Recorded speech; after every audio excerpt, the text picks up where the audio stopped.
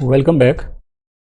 आज हम second part में बात करेंगे अदर सोर्स के, जिसमें हम कुछ उसी के आगे कंटिन्यू करेंगे जो पहले पार्ट में था। देखिए, बात करेंगे आज meaning of property and relative, इसके ऊपर बात करेंगे। प्रॉपर्टी क्या होती है एसएससी के कैटेगरी के हिसाब से, जब हम एसएससी की बात करेंगे उसके बाद प्रॉपर्टी की मीनिंग क्या बात करती है। देखो, पहली बात आती है immovable properties being land and building. Land भी हो सकती है और बिल्डिंग भी हो सकती है और दोनों भी हो सकती है। ठीक, पहली बात तो ये है। Secondly, share on securities. Securities पे अगर आपके शेयर्स है, शेयर्स एंड सिक्योरिटीज़, जैसे शेयर्स हैं, डिवेंचर्स हैं, इक्विटी शेयर्स है, प्रेफरेंस शेयर हैं, बॉन्ड्स हैं, वो सारी चीज़ें इस कैटेगरी में आएंगी। देन ज्वेलरी हैं, जितने भी गोल्ड से रिलेटेड हैं, डायमंड हैं या सिल्वर है, और भी अगर कोई ज्वेलरी से रिलेटेड आइटम है वो सब प्रॉपर्टी की कैटेगरी में आएगा। ठीक, ड्राइंग्स हैं, ड्राइंग्स आर्ट्स से रिलेटेड है या कोई ड्राइंग है, पेंटिंग है, ठीक है, स्कल्पचर है, और किसी प्रकार का वर्क आर्ट, वो भी आपकी प्रॉपर्टी की कैटेगरी में आता है। यह बिलियंस हैं, ये आपका विद इफेक्ट 1 जून 2010 से इफेक्ट में आया बिलियंस में, ये भी आपकी प्रॉपर्टी की कैटेगरी में आता है। ठीक, बात करेंगे रिलेटिव्स के बारे में। रिलेटिव्स किसे कहेंगे? Spouse of the individual. एक तो स्पाउस, हस्बैंड वाइफ जिसे हम कहते हैं ना, हस्बैंड एंड वाइफ। अगर एसएससी वाइफ है तो उसका हस्बैंड, और हस्बैंड एसएससी है तो उसकी वाइफ, दोनों केस में है, रिलेटिव के केस में आएगा। सेकेंड है ब्रदर और सिस्टर। ब्रदर और सिस्टर ऑफ द इंडिविजुअल, भाई एसएससी की भाई या बहन, ब्रदर और sister of the spouse, husband wife की कोई बहन या भाई, या ब्रदर और sister of either parents, either of parents of the individual. ये है, ये सारी चीज़ें आपकी रिलेशन की केस में आती हैं। ठीक, अब इसमें बेटा भी आएगा, बेटी भी आएगी, सारे केस आपका रिलेशन और रिलेटिव की कैटेगरी में आते हैं। क्योंकि हमने इससे पहले जो हमने बात करी थी उसमें यही बात करी थी कि income included transfer of money और प्रॉपर्टी के केस में बात करी थी। उसी के आगे हम ये कंटिन्यू कर रहे हैं। प्रॉपर्टी किसको कहेंगे? प्रॉपर्टी में हमने कहा कि 8-9 पॉइंट हमने बात कर ली है, डील करते हैं। तो मेनली क्या है, ये 8 पॉइंट आपको याद रखने। ठीक है, रिलेशन में, रिलेटिव में कौन कौन सी चीज़ आती है, मेजर जो है 4 पॉइंट हैं, उसको आप याद कर लीजिए। आगे हम बात करेंगे non applicability of section 56(2) subsection 8, that is case in which gift of money or of property immovable or other specified properties shall not be taxable। ऐसे केस जिसमें विच गिफ्ट और ऑफ मनी और प्रॉपर्टी जो है सेल नॉट बी टैक्सेबल। कहाँ कहाँ पर gift और प्रॉपर्टी टैक्सेबल नहीं होते हैं, इसके बारे में हम डिस्कस करने जा रहे हैं। ठीक, सबसे पहली बात है कि भाई कौन कौन सी चीज़ गिफ्ट की कैटेगरी में आते हैं, और ये तो हमको पता चल गया भाई, मगर वो टैक्सेबल कहाँ नहीं होंगे इसके बारे में बात करेंगे हम। पहली बात आती है एनी सम ऑफ मनी और प्रॉपर्टी रिसीव्ड। इसके द्वारा अगर कोई पैसा आपने रिसीव किया है या प्रॉपर्टी रिसीव की है इनसे फ्रॉम एनी रिलेटिव, तो वो क्या होगा, सेल नॉट बी टैक्सेबल होगा, ये याद रखना। विच गिफ्ट और मनी, जो आपकी और प्रॉपर्टी वो अपने रिलेटिव से अगर मिलती है तो वो आपको टैक्सेबल नहीं आएगा। सेकेंड केस है on the occasion of marriage of any individual, भाई शादी में जो गिफ्ट मिलेंगे वो भी आपकी टैक्स की कैटेगरी में नहीं आते हैं। थर्ड पॉइंट है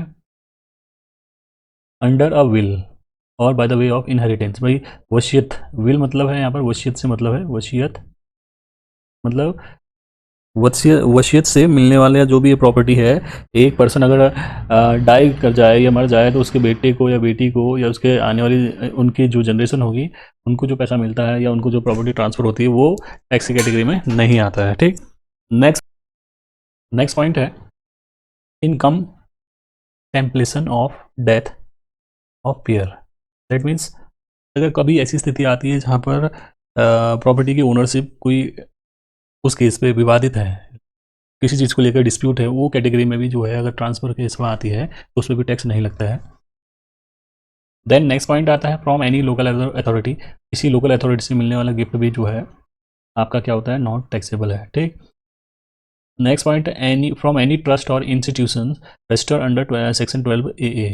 कोई ऐसा इंस्टीट्यूशन जो रजिस्टर्ड है या ट्रस्ट है या इंस्टीट्यूशन है जो अंडर सेक्शन 12 के अंडर रजिस्ट्रेशन में है तो उसमें टैक्स नहीं लगता है, ध्यान से देख लेना। ठीक, ये तो हो गया हमारा जिसपे सेक्शन 56 सब सेक्शन 2 नहीं लगता, जहाँ पर गिफ्ट या मनी और प्रॉपर्टी जब ट्रांसफर होती है तो उस पर टैक्स नहीं लगता है। आगे बात करेंगे हम deduction of expenses from dividend income and interest on security. कौन कौन से डिडक्शंस हैं जो खर्चे हैं डिविडेंड इनकम से या इंटरेस्ट ऑन सिक्योरिटी पे मिलते हैं। सबसे पहली बात आती है following expenses can be claimed as deduction from dividend received from domestic company and interest on securities. First point, any reasonable sum paid by the commission. भाई reasonable sum paid by the commission और remuneration to a banker और any other person for the purpose of realising of dividend और interest. Interest का realisation मतलब interest को realise करा रहे हैं हम, जैसे या डिविडेंड को रिलाइज करा रहे हैं, कुछ बैंक को एक रीजनेबल सम पेमेंट किया तो वो क्या हो जाएगा, डिडक्शन की कैटेगरी में आएगा। उसमें हम क्या कर सकते हैं, क्लेम एज डिडक्शन। ये याद रखना। मान लिया जाए आपने कोई बैंक से डिविडेंड या इंटरेस्ट क्लेम किया, उसके लिए जो बेसिक चार्जेस जो देने पड़ेंगे तो उसका डिडक्शन आपको मिल जाएगा। ठीक, सेकेंड पॉइंट बात करते हैं interest on money borrowed for purchasing of shares and securities.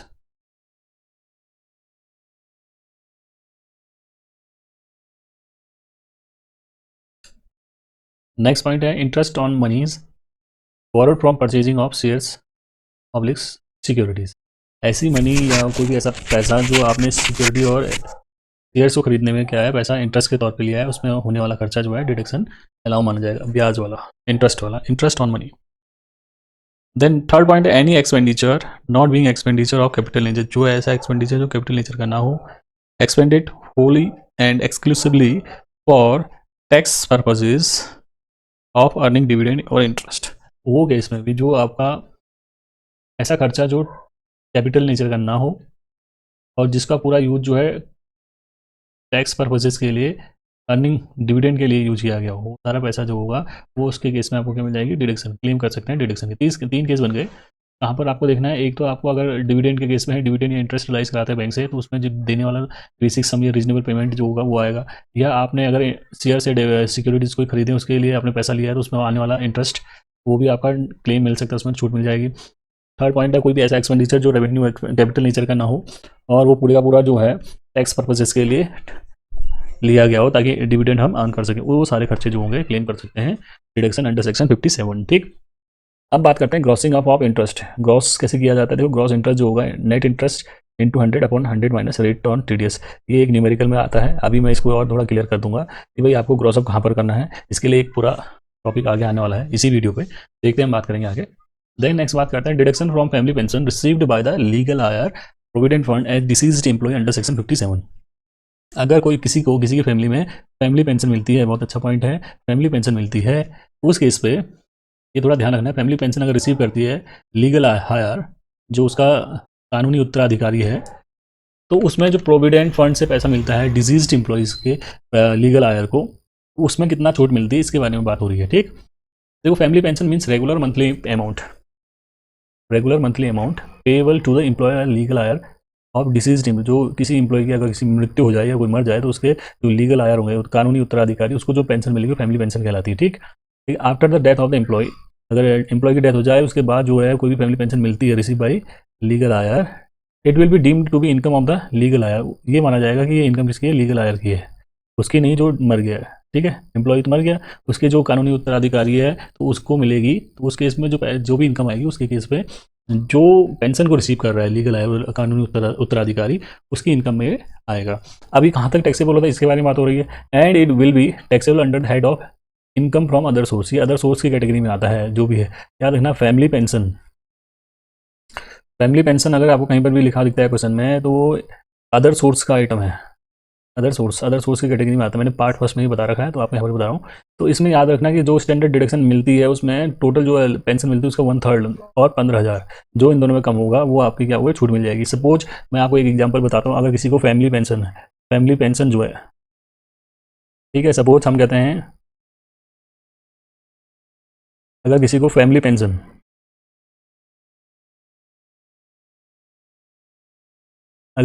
Pension suppose 1 lakh rupees मिलती है, तो हमने कहा कि 1/3 ऑफ सच पेंशन, इसका 1/3 मतलब इसका 1/3 निकालेंगे तो हो जाएगा 33,333 और 15,000, एक तो ये हो गया, और 15,000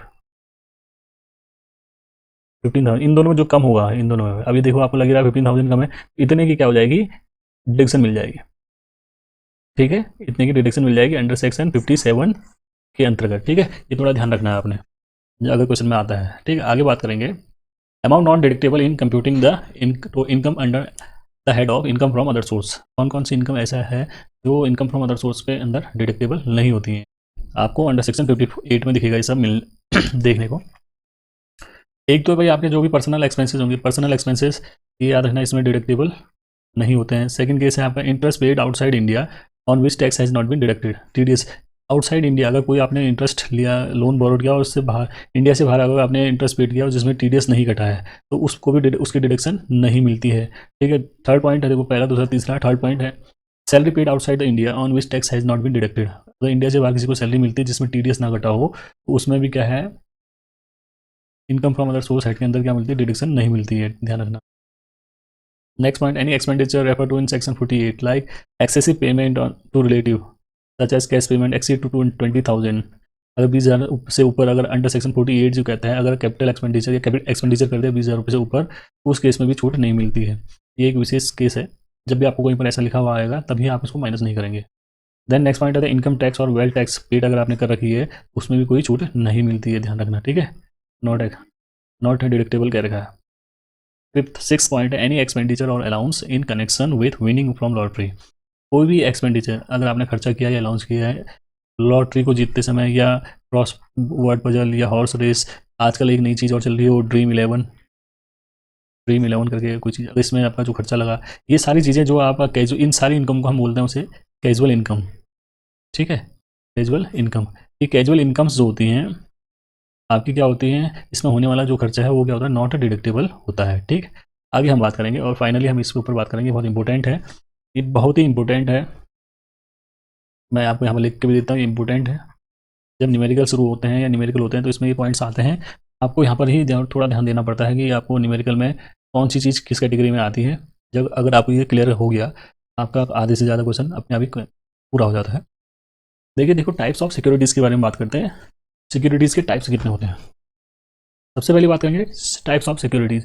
जब आपका अदर, क्योंकि जब हम बात करेंगे अदर सोर्स की, अदर सोर्स के अंदर ही क्या है, सिक्योरिटीज़ आती हैं। अब सिक्योरिटीज़ के भी टाइप्स होते हैं, देखो टाइप्स क्या होते हैं, पहला तो होता है गवर्नमेंट सिक्योरिटीज़ और दूसरा होता है नॉन गवर्नमेंट से। पहले तो आपको ये दो ध्यान रखनी है कि दो प्रकार की सिक्योरिटीज़ होती हैं, एक सरकारी सिक्योरिटी तो जिसे बोलते हैं सरकारी प्रतिभूति, गवर्नमेंट सिक्योरिटी है। सेकंड केस है non government security, that is गैर सरकारी प्रतिभूति, ठीक, जो गवर्नमेंट की नहीं है, वो सारी सिक्योरिटी जिसे हम बोलते हैं शेयर्स, डिबेंचर्स, सिक्योरिटीज़, ठीक है, कुछ भी हो सकता है, सारी चीज़ जो है इसमें आती है। एक नॉन गवर्नमेंट होती है जिसे हम प्राइवेट सेक्टर की बात करें, कंपनीज की बात करें, और गवर्नमेंट की जो सिक्योरिटी होगी वो गवर्नमेंट सिक्योरिटीज़ की कैटेगरी में आती है, दो प्रकार की। असली जो आपको ध्यान देना है वो यहाँ पर देना है, वो अब मैं आपको बताने जा रहा हूँ। पहला केस है, देखो गवर्नमेंट सिक्योरिटीज़ में भी दो चीज़ें हैं, एक तो है आपका tax free government security.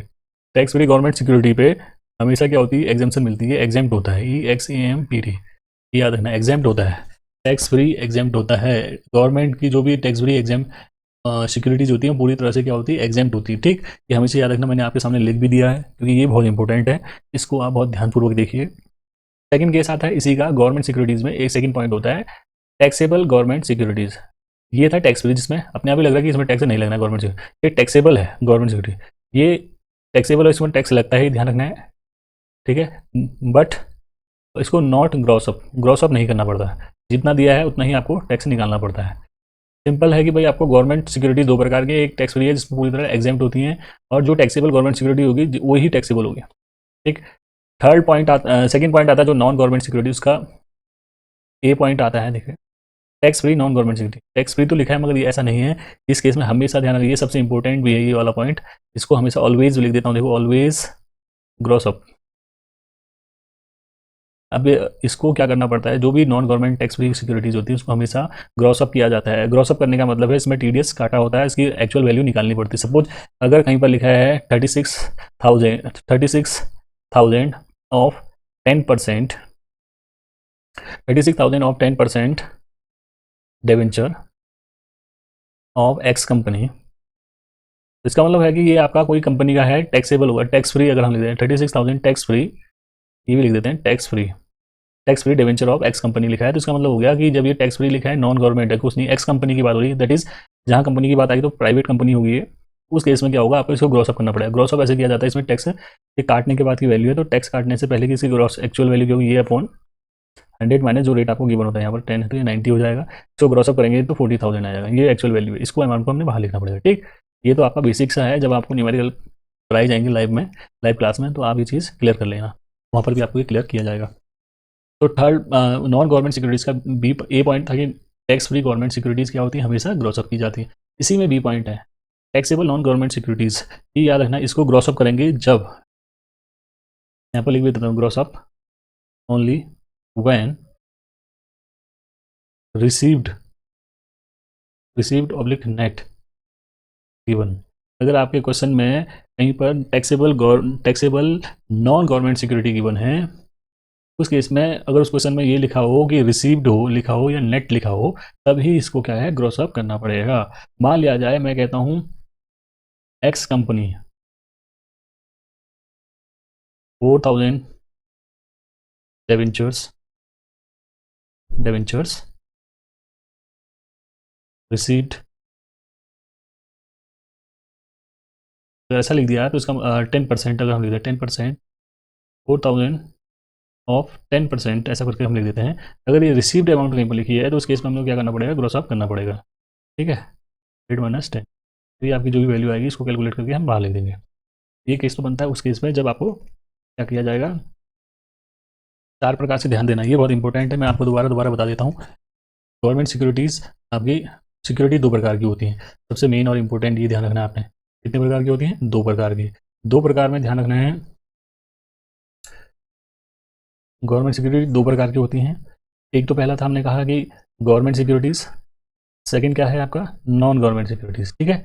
Non government securities होती है, एक तो टैक्स फ्री होती है, पूरी की पूरी एग्जेम्प्ट होती है, ठीक है। दूसरी जो टैक्सेबल लिखा है वो टैक्सेबल होगी, मगर उसको ग्रॉसअप करने की जरूरत नहीं है। इसका मतलब क्या हुआ कि गवर्नमेंट सिक्योरिटीज़ कभी ग्रॉसअप नहीं किया जाता, ग्रॉसअप नहीं किया जाएगा, ठीक है। ग्रॉसअप नहीं किया जाएगा किसको, गवर्नमेंट सिक्योरिटीज़ को, ये ध्यान रखना है आपने। सेकंड केस है non government security. Non government securities के अंदर 2 केस आते हैं, एक तो है tax free government securities, tax free non government security. Tax free non government security, जहाँ पर tax free non government security लिखा जाए उसको हमेशा ऑलवेज ग्रॉसअप किया जाएगा, हमेशा, ये ध्यान रखना। मगर अगर taxable gross non government security, जहाँ पर टैक्स फ्री है उसमें हमेशा करेंगे, मगर इसमें ग्रॉसअप तभी करेंगे जब आपको अमाउंट में रिसीव्ड या नेट लिखा हुआ गिवन हो, तभी ये ग्रॉसअप किया जाएगा, ठीक। ये तो रहा टोटल अभी तक का डाटा जो हमने अदर सोर्स में पढ़ा। आप इसको एक बार और रिवाइज कर लीजिए। अगर कोई भी डाउट हो तो आप कमेंट में करिए और लाइक कीजिए वीडियो को, ताकि हम, कोई भी डाउट हो तो सारे स्टूडेंट्स को जो भी देख रहे हैं उनके डाउट्स को हम क्या कर पाएँ, क्लियर आउट कर पाएँ, ठीक। ये तो रहा आज का वीडियो, मिलते हैं नेक्स्ट वीडियोज़ में, तब तक के लिए थैंक यू, और thank you for watching. Please comment also, comment and like. अगर किसी को कोई डाउट हो तो आप मेरे इस नंबर पे व्हाट्सअप कर सकते हैं और पूछ सकते हैं, आपको सारे डाउट क्लियर किए जाएंगे, जितनी हमारी ओर से हो सकता है। Thank you for liking and comment, have a nice day, bye.